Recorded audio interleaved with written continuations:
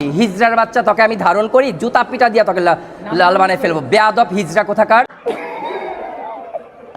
এই তো এবার খেলা জমে উঠবে, দুই হিজড়া মারামারি লেগে গেছে। মানে এই যে যেটা নাকি জোকার, বাংলাদেশ আমাদের মিডিয়াটাকে নষ্ট করে ফেলছে। আরে চোদ না, মিডিয়াটাকে তো আর একা নষ্ট করে নাই, সাথে তো তুইও নষ্ট করতেছিস।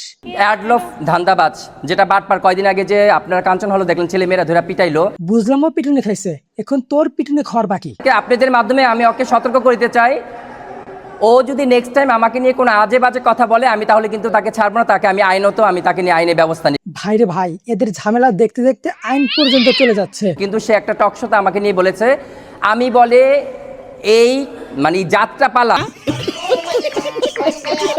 অ্যাডলফ খান একটা কথা ভালো বলছে, যাত্রাপালা করিস তুই। 42 কেজির গহনা পরে বলে আসছে, যেটা ওজন দিলে হাফ কেজি ওজন হবে না, নিউ মার্কেটে বিক্রি করে। আগে কখনো ভাবি নাই এই বেটায় এত খোঁচা মেরে কথা বলতে পারে।